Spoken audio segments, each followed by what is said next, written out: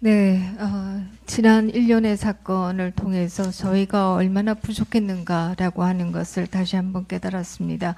저희가 윤석열 정부를 알리기 위해서 윤석열 정부가 어떤 성과를 내고 있고 어떤 의도를 가지고 있는지, 또 민주당이 얼마나 무도하게 굴고 있는지를 국민들에게 알리기 위해서 제대로 노력하지 못한 것이 결국 지난번에 계엄이라고 하는 있어서는 안 되는 일이 발생했던 것이 아닌가, 이런 생각을 했습니다.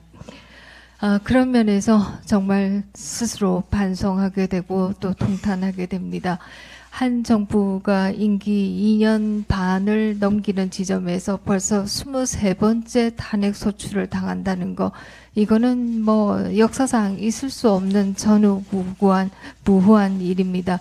이거 자체가 얼마나 야권이 무도한가라고 하는 것을 보여주는 것이다, 이렇게 얘기할 수 있을 것이고요.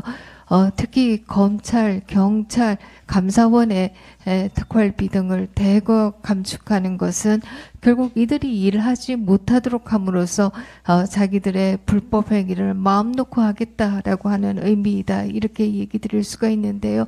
이런 것에 대해서도 저희가 제대로 알리지 못했다라고 하는 것에 대해서 엄청나게 반성했습니다. 소위 탄핵 소추문이라고 하는 것에 결론이라고 하는 부분을 보면 정말 아연실색하게 됩니다.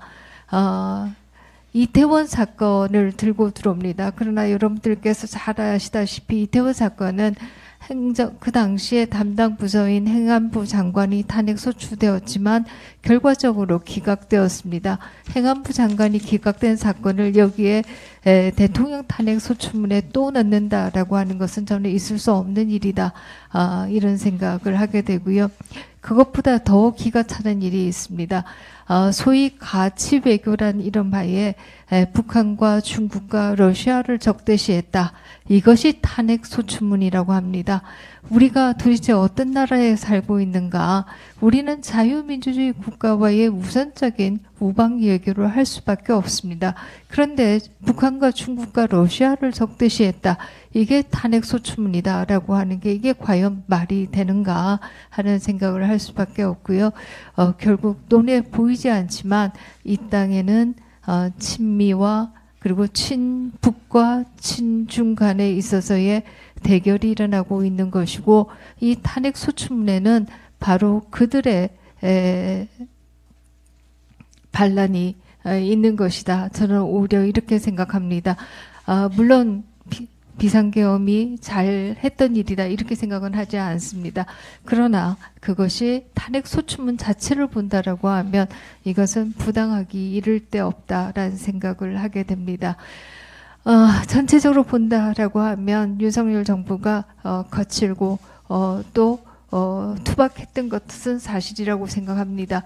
또 국민과의 소통에 저희도 부족했고 윤석열 정부도 부족했다라고 생각합니다. 그러나 우리가 다 기억하다시피 정말 서울 시내 아파트값 2배 만들어서 젊은이들을 벼락거지로 만들고 중국과 북한의 2급, 3급 비밀들 다 넘겨주고 그리고 소위 탈원전한다라고 하면서 전기요금 오를 수밖에 없게 만들고 그리고 소주성 한다라고 하면서 국가부채 400조 이상 늘리면서 일자리도 없앴던 그런 정부도 임기 잘 마치고 큰 소리 지금까지 치고 있습니다. 이것에 비한다라고 하면 정말 가슴을 칠 일이다, 이런 생각을 하게 됩니다. 국민 여러분들께서 부족하지만 저희를 좀 잘 지켜주십사 부탁드리겠습니다.